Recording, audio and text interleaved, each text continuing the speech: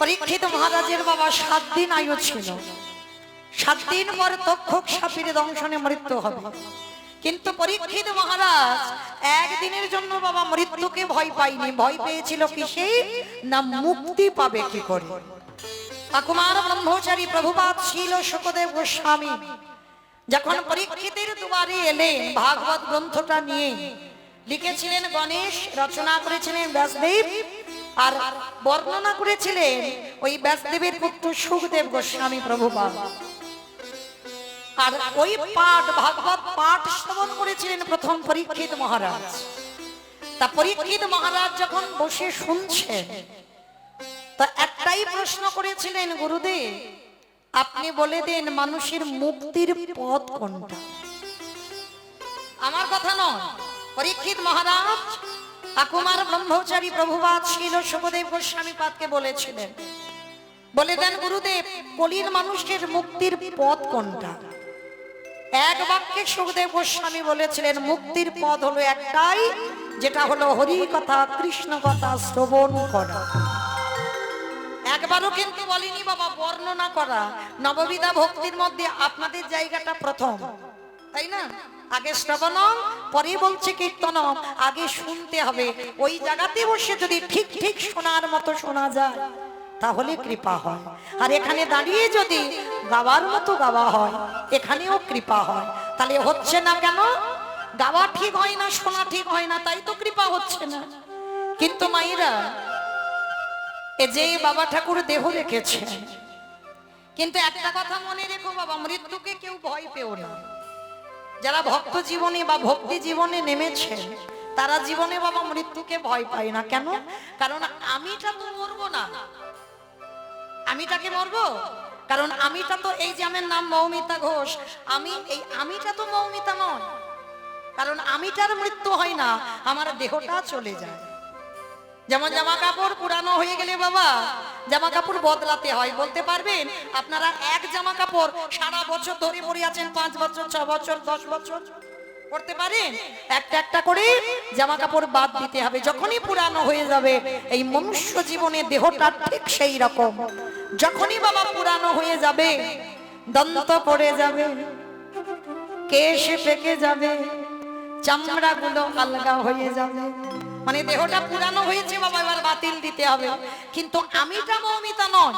আমিটা যদি মৌমিতা হতো তাহলে বাবা যদি এখনই আমি দেহ রাখি, আত্মীয় পরিজন আসতে বাবা কালকের হয়ে যাবে। আর কালকের এসে যদি দেখি আমার দেহটা ঘরের ভিতরে, সবাই প্রথমে এসে বলবে আরে এখনো মরাটাকে ঘরে রেখেছিস, বের করছিস না। কি বাবা একবারও কি বলবে যে মৌমিতার দেহটা কেন ঘরে রেখেছিস? সবাই একটা কথা বলবে মরাটাকে বের কর। তাহলে আমার মধ্যে থেকে আমিটা যখনই চলে গেল, তাহলে বাবা আমার মধ্যে মৌমিতাটাকে চলে গেল। তাহলে মনে রাখতে হবে আমিটার মৃত্যু হয় না, দেহ পুরানো হয়ে গেলে বাদ দিতে হবে। এতে শোক নাই, আসা যাওয়ার খেলা বাবা। কিন্তু আমরা প্রত্যেকে যে বললাম কৃষ্ণ ভজিবারে তরে সংসারে আয়ন, মিছে মায়ায় বদ্ধ হয়ে বিকর্ষণ। আমরা বলিলাম জগতে গিয়ে কৃষ্ণ ভজন ছাড়া কিছু করব না। কি গো মায়েরা, হলো কি ভজন? ছেলে আমারে, মেয়ে আমারে, জায়গায় আমারে, জমি আমারে, বিষয় আমারে, বৈভব। কিন্তু মনে রেখো ভাই, মাসে যদি বেজে যায় পড়ে থাকবে সরকারি খানা। এসেছো একা, তুমি যাবে একা। দেখেন যে বাবা ঠাকুর দেহ রেখেছেন, গোটা পরিবারকে রেখে চলে গেল। নিয়ে গেল সাথে কিছু? ঘর বাড়ি টাকা পয়সা, পুত্র পরিবার, কন্যা জামাই নাতি পুতি সব রইল, কিন্তু তাকে চলে যেতে হলো। তাহলে মৃত্যুতে শোক নয়, আসা যাওয়ার খেলা মা। আজকের নয় কালকের হোক, আমাদের যেতেই হবে। আগে হোক আর পরে হোক। তা আজকের এই যে জগতে যেদিন তুমি এসেছিলে, তুমি সাথে কিছু নিয়ে আসো। বিচার করে দেখেন বাবা, আমাদের পরনে কিছু ছিল যেদিন এসেছিলাম? আর যেদিন ভব ছেড়ে চলে যাব, এই সংসার তোমার পরন থেকে সব খুলে নেবে। তাহলে এসেছিলে খালি হাতে, যাচ্ছ তুমি খালি হাতে। কাদের জন্য তুমি কৃষ্ণ ভজন ভুলে যাচ্ছ? কাদের জন্য শুধু আমার আমার করে যাচ্ছ? কেউ তোমার নয় বাবা। পৃথিবীতে যা যা কিছু দেখছো সব অনিত্য। আজকে যেটা তোমার আছে কালকে সেটা অন্য কারোর হয়ে যাবে। চিরস্থায়ী কেউ নেই। চিরস্থায়ী যদি থাকতে হয় সেটা হলো আমার গৌর গোবিন্দ চরণ। আর চিরস্থায়ী তোমার কাছে কিছু নয়। এইগুলো বাবা খুব অনুভবের বিষয়। শেষের দিনে আমাদের কর্ম সাথে যাবে। কোন কর্ম?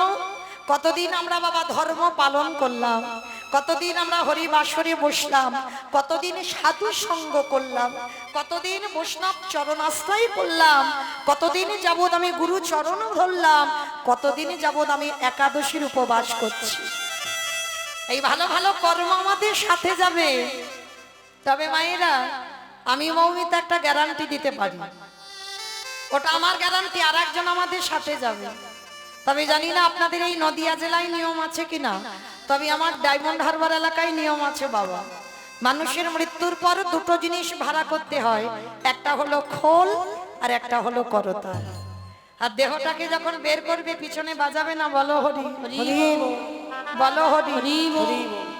কি মাইরা তোমাদের নদিয়ায় হয়তো? বাহ, তাহলে ভালো করে বিচার করে দেখেন, যাত্রা, নাটক, ফাংশন, থিয়েটার কিছু কিন্তু হলো না।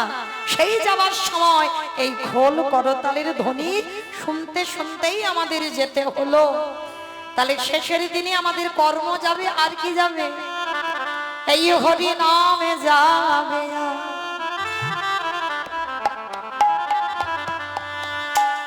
আমাদের পচা দেখা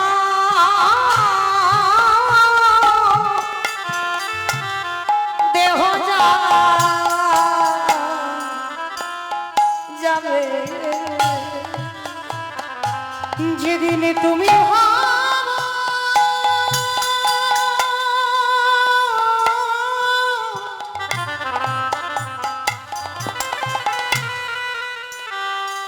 যেদিন তুমি ভাবো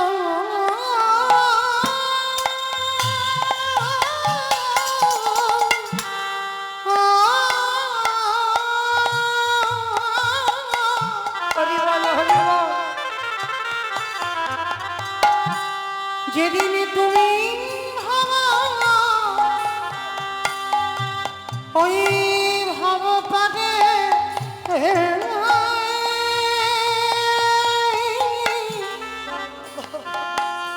পারে যা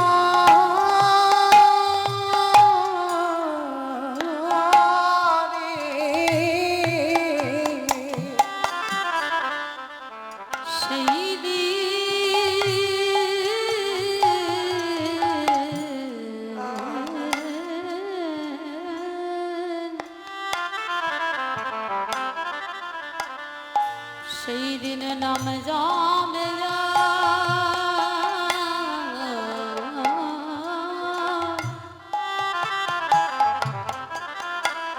এই পচা দেহ ও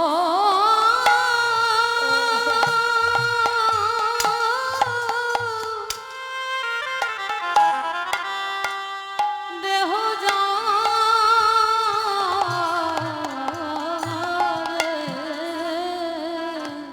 সেদিনই আমাদের সঙ্গীর সাথী ও ভাই কেহ থাকবে না। যেদিন খাঁচা ছেড়ে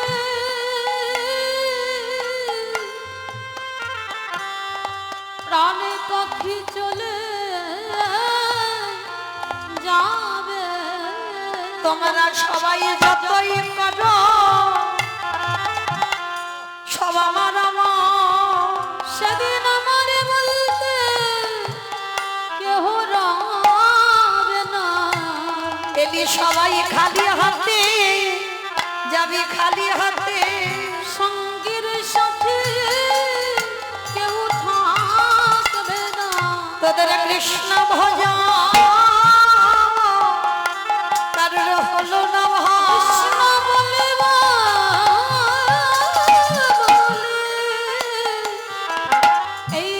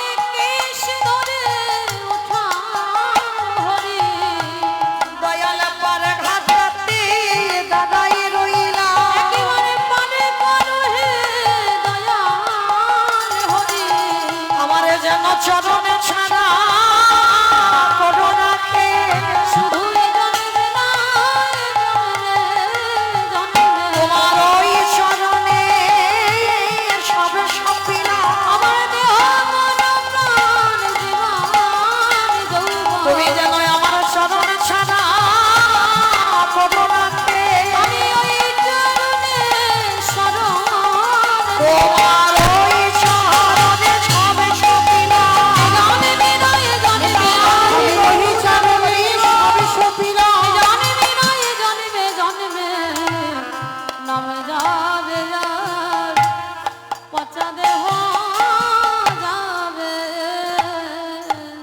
শিশুকালে কৃষ্ণ ভজে কৃষ্ণ পাবার আসে। কৃষ্ণ পাবার আসে অগ যৌবনেতে কৃষ্ণ ভজে আসে মা না আসে।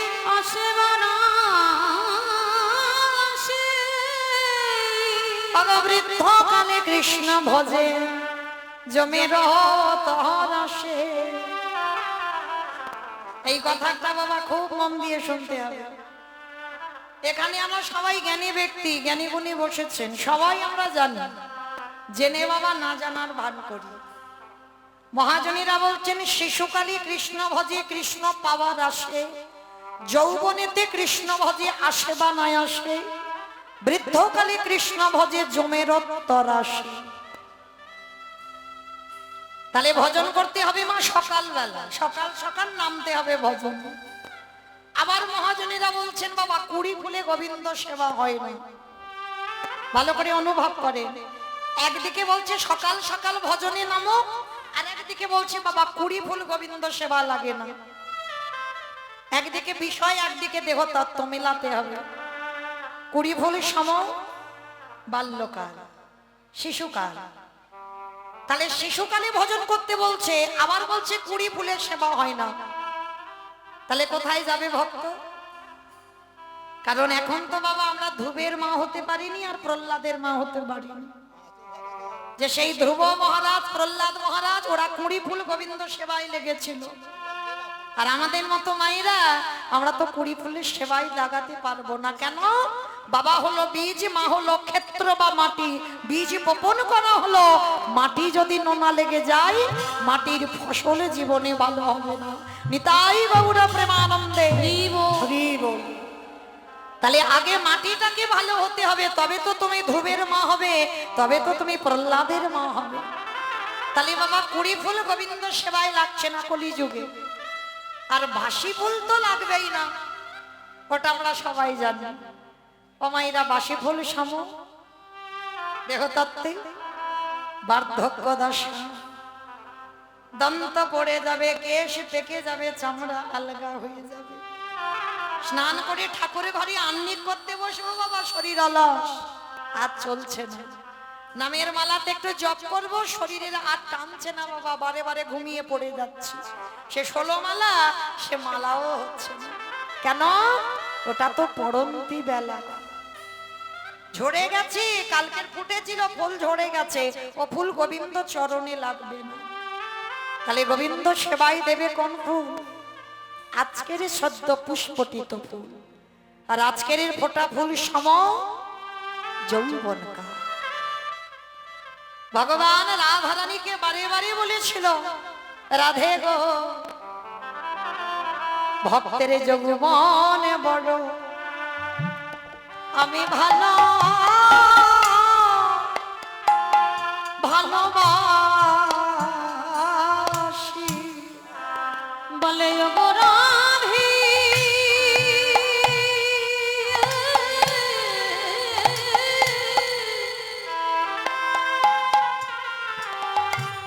ওগো রাধে রাই বিলো বিনোদিনী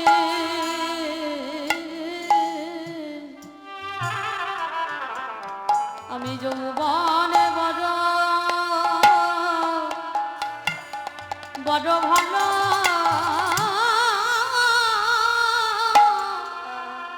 ভালোবাসি। আস্তে গোবিন্দ আমার বললেন যৌবন ভালোবাসি। কোন যৌবন? যেদিন বাবা আমাদের দাঁড়াবার শক্তি থাকবে, দুটো হাত গোবিন্দ সেবার কাজে লাগবে, দুটো নয়ন গোবিন্দ রূপ দেখবে, কর্ণ কৃষ্ণ নাম শুনতে পাবে পরিষ্কার, এই জিহ্বা কৃষ্ণ নাম উচ্চারিত হবে, দেহের 10টা ইন্দ্রিয় বাবা সতেজ যাচ্ছে। আর গোবিন্দ সেবা দিতে গেলে ওই 10টা ইন্দ্রিয় যখন সতেজ থাকবে, ওই সময় গোবিন্দ ভজন করো। আর ওই সময় যদি গোবিন্দকে ভালোবাসতে পারো, অচিরে কৃষ্ণ প্রাপ্তি হবে। ওই গোবিন্দ ওই যৌবনে কালে গোবিন্দ ভজলে তোদের অচিরে কৃষ্ণ প্রাপ্তি হবে। অনেকে বলে না মা, বলে একটু বয়স হোক তারপরে তো হরি নাম শুনবো, একটু বয়স হোক তবে তো একাদশী করব, একটু বয়স হোক তারপরে হরি হরি বলে নাচবো। কিন্তু না, বলা তো যায় না কখনো তোমার জীবনের সূর্য ডুবে যাবে।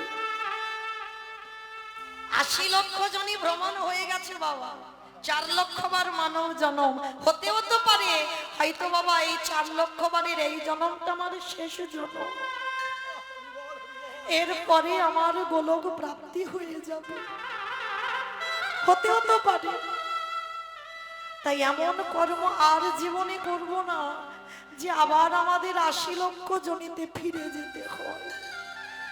আমরা মনুষ্য জনম পেয়েছি, দুর্লভ জনম, আর এই জনমে পেয়ে কেউ হেলায় হারিয়ে দিও না। সময় থাকতে থাকতে সাধুগুরু বৈষ্ণব চরণ ধরে আমার ভগবানের নাম ভজন করে না। নিতাই গৌর প্রেম। তবে মায়েরা একটু সাবধানে থেকো। কেন বললাম? ভগবান বলছে একটু সাবধানে থেকো। কেন জানো? যারা এখানে আমার গৌরকে ভালোবাসো, যারা কৃষ্ণকে ভালোবাসো, তাদেরকে বলছে একটু সাবধান। কেন? যে করে আমার আশ তারে করি সর্বনাশ। যে করে আমার আশ তারে করি সর্বনাশ নয়, সব নাশ। তবু যদি না ছাড়ি আমার পাশ, তারপরে হই আমি তার দাসের অনুদাস। যারা এখানে গৌর চরণের দাস, আপনারা তো নদিয়ার মানুষ, আপনারা বড় ভাগ্যবতী, বড় ভাগ্যবান। কেন জানেন? এ জন্মে তোমার হলো না বাবা। আমি অনেক দূরের মানুষ, আপনাদের চরণ থেকে, সেই ডায়মন্ড হারবার থেকে এসেছি, একটুখানি রাস্তা নয়। তাহলে আপনারা বড় ধন্যবাদী, ধন্য। কেন? যে মাটিতে আমার গৌর এসেছে, যে ধুলায় পড়ে আছে গৌরের পদধূলা, আপনারা সেই গৌর দেশের মানুষ। তাহলে এই যে নদিয়ার মাটিতে দাঁড়িয়ে আপনারা আমার থেকে অনেক জ্যেষ্ঠ বা জ্যেষ্ঠা, অনেক কিছু জানেন। তবু আমি একটু, কেউ যেন মনে করবেন না বাবা আমি জ্ঞান দিচ্ছি, আমি মনে করাচ্ছি যে গৌরকে যারা ভালোবাসে তাদের কি দুর্দশা হয়। গৌরের চরণে যারা মন প্রাণ সমর্পণ করে তাদের কি দশা হয়। ভগবান নদিয়ার মাটিতে এসেছে কেন? যুগ ধর্ম প্রবর্তক নাম সংকীর্তন, চারি ভাব ভক্তি দিয়া নাচাইন ভুবন। আপনি ভক্ত ভাব করি অঙ্গীকার, আপনি না করলে ধর্ম জীবের শেখানো না যায়, আপনি আচরি ধর্ম জীবের শিখায়। এই তো সিদ্ধান্ত গীতা ভাগবতে গায়। এই মতো কলিকালে প্রথম সন্ধ্যায় অবতীর্ণ হলেন কৃষ্ণ, আপনি নদী আর।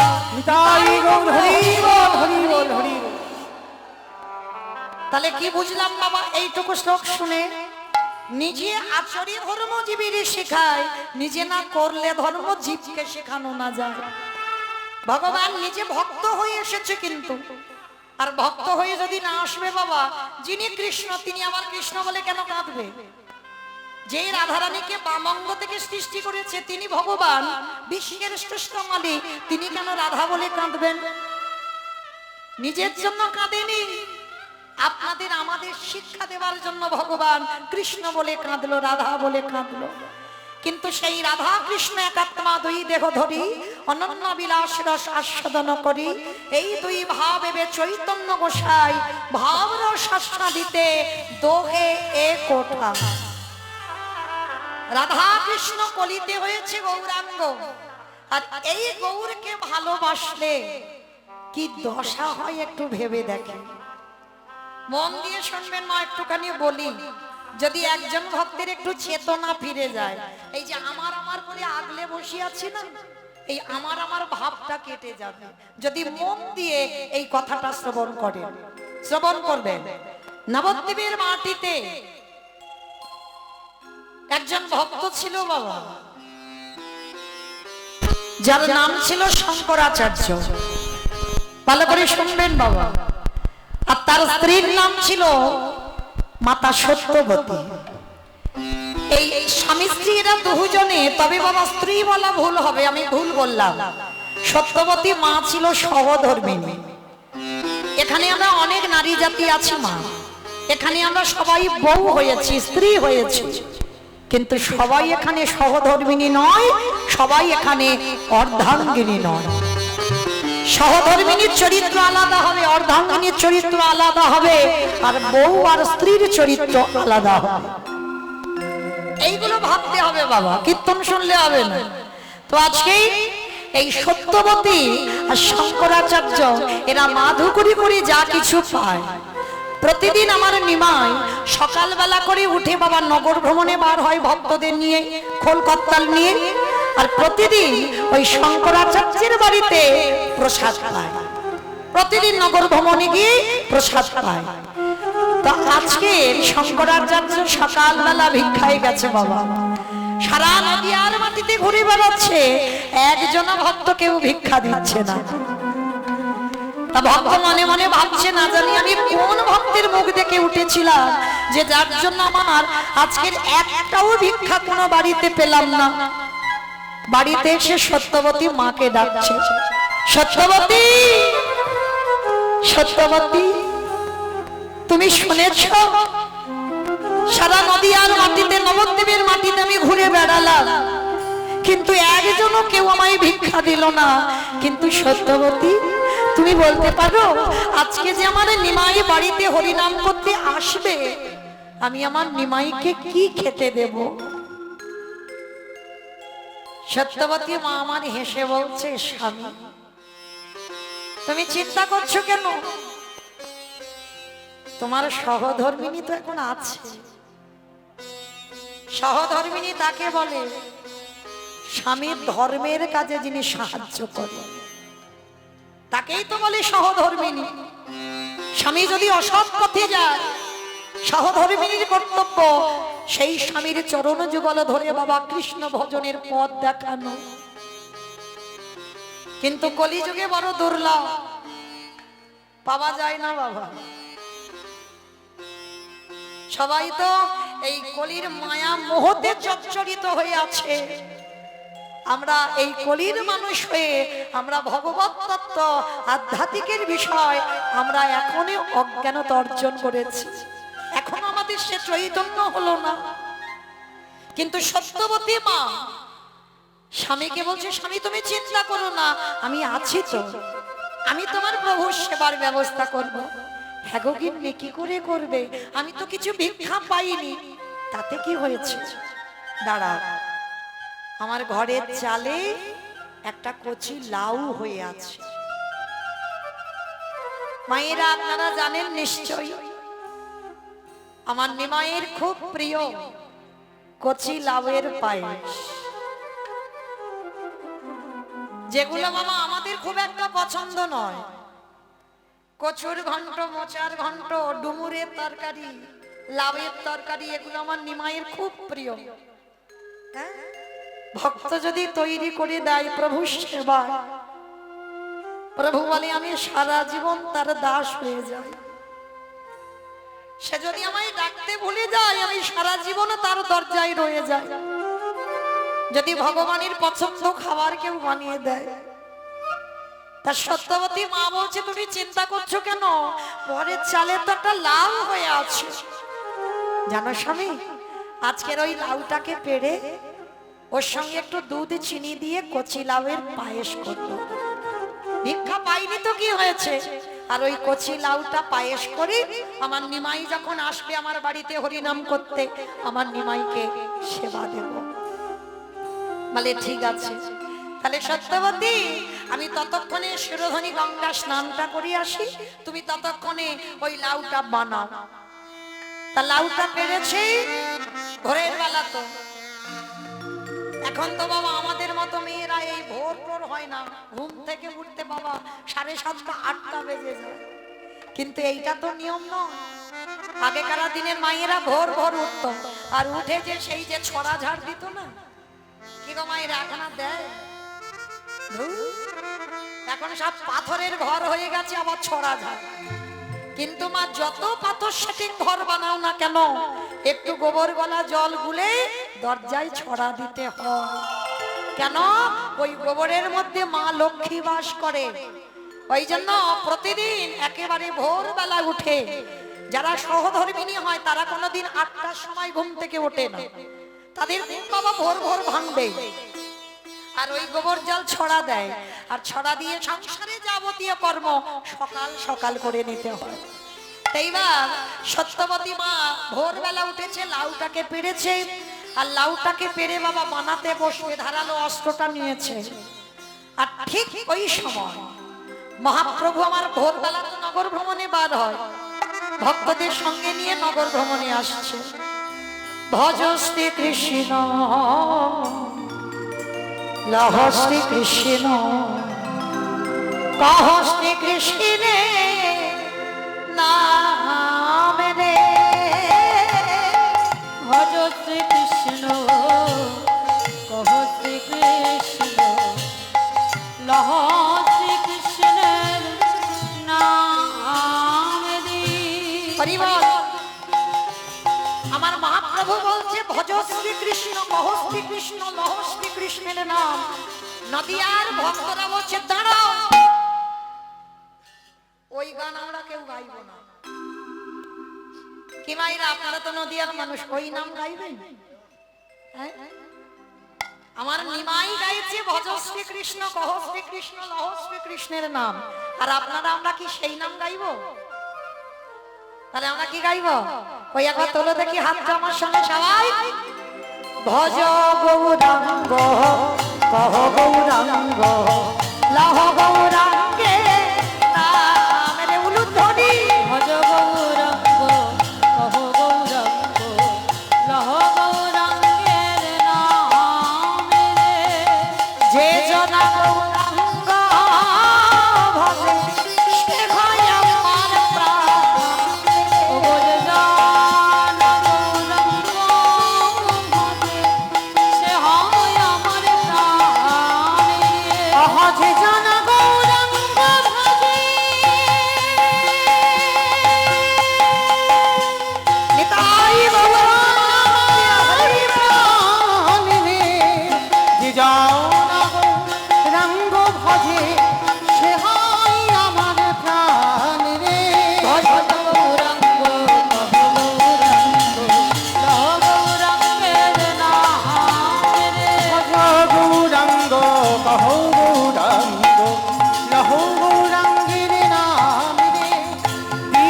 তিনি গেলে ভাগৌরাঙ্গ যে ডাকিয়া বাণীর আহাদিন গেলে ভাগৌরাঙ্গ যে ডাকিয়া বাণীর সে জান হইয়া মর হয় আমি হই তার রে।